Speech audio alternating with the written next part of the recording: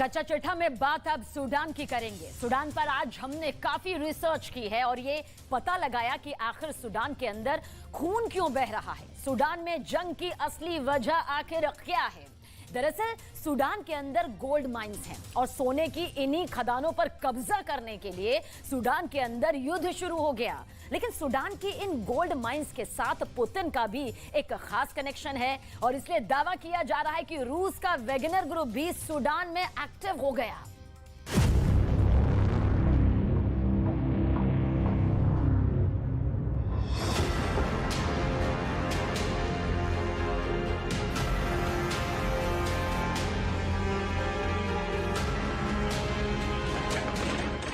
क्या सूडान के अंदर जारी खून खराबी की वजह सिर्फ दो जनरल हैं?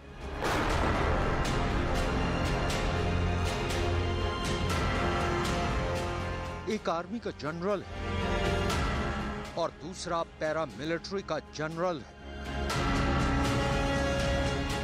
क्या सूडान सिर्फ दो जनरलों की महत्वाकांक्षा की जंग है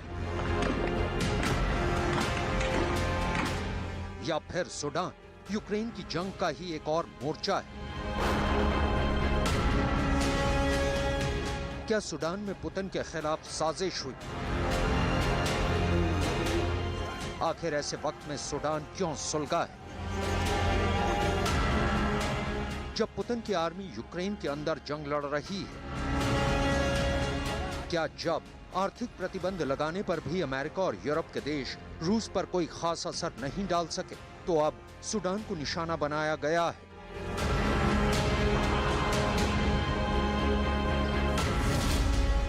क्योंकि सूडान की गोल्ड माइंस यानी सोने की खदानों को लेकर पुतिन का सूडान के साथ पुराना समझौता है। आखिर क्यों सूडान को पुतिन की तिजोरी कहा जाता है? क्या पुतिन की ये सोने की तिजोरी ही खतरे में पड़ गई है?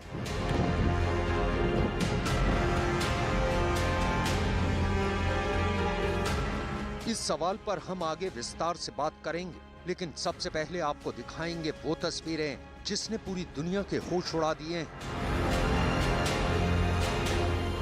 दरअसल सूडान विदेशी नागरिकों से खाली हो रहा है। सूडान में रहने का मतलब अपनी मौत को दावत देना है। यही वजह है कि अमेरिका का दूतावास भी खाली हो चुका है। अमेरिका के दूतावास के तमाम कर्मचारी और राजनयिक दूतावास छोड़कर जा चुके हैं और अब तमाम देशों के नागरिकों को सूडान से बाहर निकालने की जद्दोजहद शुरू हो चुकी है।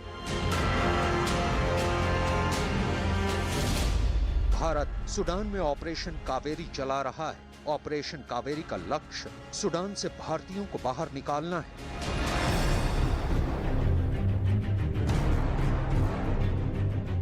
विदेश मंत्री जयशंकर ने यह ट्वीट किया है कि भारत के 500 नागरिकों को सूडान के बंदरगाह पर लाया गया है। बाकी नागरिकों को भी निकाला जा रहा है और इन सभी नागरिकों को भारत ले जाने के लिए पानी के जहाज और सैन्य वायुयान तैयार है।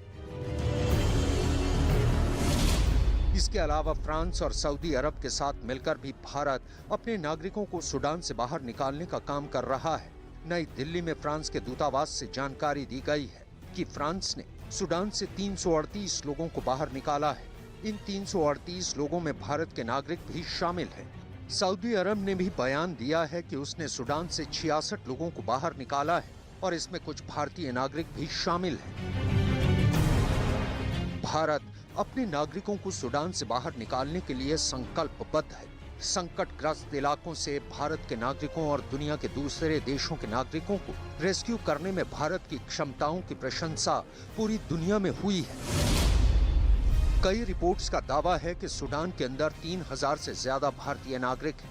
सभी भारतीय नागरिकों को बाहर निकालने के लिए सऊदी अरब के जिद्दा में भारत ने 2 मिलिट्री एयरक्राफ्ट C-130J तैनात कर दिए हैं। इसके अलावा सूडान के एक बंदरगाह में भारत ने अपने नेवल शिप INS सुमेधा को भी तैनात कर दिया है।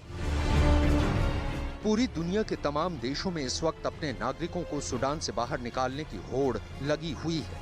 ये डच मिलिट्री प्लेन की तस्वीरें हैं। सूडान से लोगों का रेस्क्यू किया जा रहा है।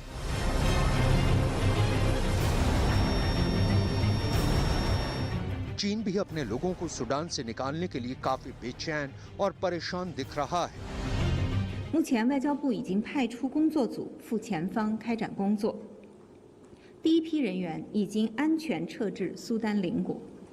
外交部和驻苏丹使馆再次提醒在苏丹的中国公民密切关注使馆发布的通知提醒，及时报备个人信息，保持通讯联络畅通。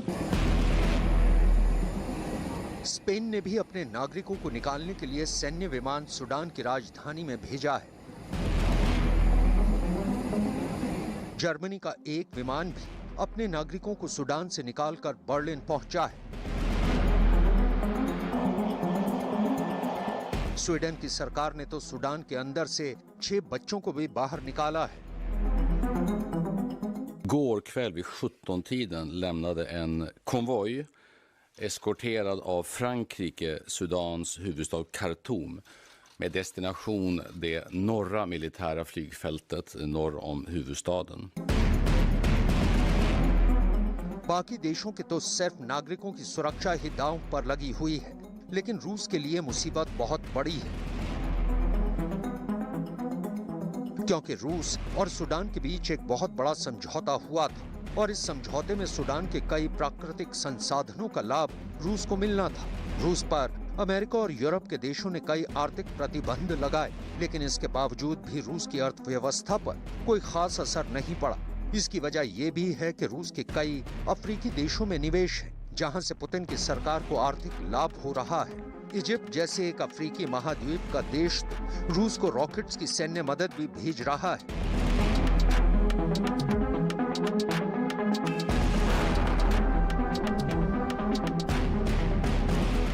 ठीक इसी तरह सूडान के अंदर भी रूस के भारी भरकम स्टेक्स लगे हुए हैं।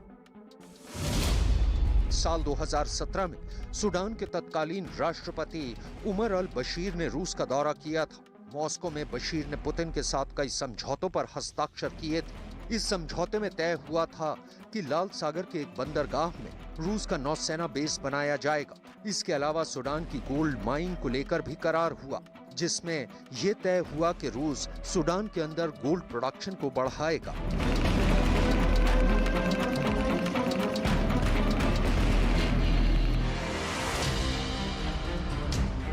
दरअसल ये वही सोने की चमक है जिसकी वजह से पुतिन की सांसें अटकी हुई हैं। पश्चिमी मीडिया पहले ही ये दावे कर चुका है कि पुतिन ने अपनी प्राइवेट आर्मी वैगनर को सूडान में उतार दिया है। पुतिन के खास हिटमैन प्रिगोजिन पर पहले ही ये दावे किए गए थे कि वो अफ्रीका महाद्वीप के किसी देश में जा सकता है। अब सवाल ये उठता है कि क्या सूडान को लेकर जिस तरह पुतिन और रूस की वैगनर आर्मी पर आरोप लग रहे हैं, उसकी वजह यही सोने की खदानें हैं। साल 2017 में रूस और सूडान के बीच गोल्ड माइन एग्रीमेंट हुआ। साल 2021 में रूस ने सूडान के अंदर 100 टन ज्यादा सोना निकाला था। सबसे बड़ी बात यह कि सूडान के वित्त मंत्रालय के आंकड़ों के मुताबिक सूडान का 70% सोना रूस की सरकार को निर्यात किया जा रहा है। पुतिन का दिमाग कितना तेज काम करता है, ये सूडान और रूस के बीच हुए गोल्ड माइन के एग्रीमेंट से पता चलता है। और यही वजह है कि अब सूडान के अंदर एक खूनी गदर मचा हुआ है। क्या अमेरिका सूडान को अस्थिर करके वहां पर रूस के राष्ट्रीय हितों को कमजोर करना चाहता है? सूडान की परिस्थितियों का अंदाजा आप इस बात से लगा सकते हैं कि आम लोगों ने भी सूडान के अंदर अपने घरों के दरवाजे बंद कर लिए हैं, लेकिन फिर भी वो बहुत ज्यादा डरे हुए हैं, क्योंकि बाहर से लगातार फायरिंग की आवाजें आ रही हैं। सूडान में गली गली में बम विस्फोट से लोग मारे जा रहे हैं, लोग बुरी तरह घायल हो रहे हैं। सूडान के अंदर हो रहे संघर्ष में अब तक करीब 4000 लोग घायल हो चुके हैं। सूडान में कम से कम 450 से ज्यादा लोगों के मारे जाने का आंकड़ा बताया जा रहा है, जो शुरुआती है। यानी सूडान में मरने वालों के आंकड़ों में भी तेजी से इजाफा हो रहा है।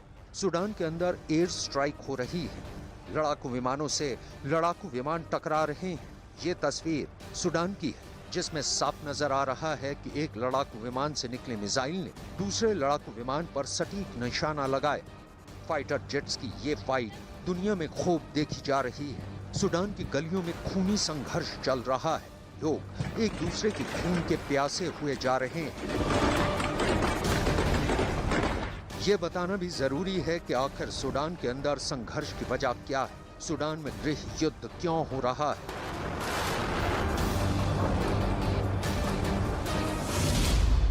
सूडान में लड़ाई आर्मी और पैरामिलिट्री फोर्स की हो रही है। आर्मी के चीफ जनरल अब्दुल फतेह अल बुरहान हैं और पैरामिलिट्री आरएसएफ के लीडर हैं मोहम्मद हमदान डगालो।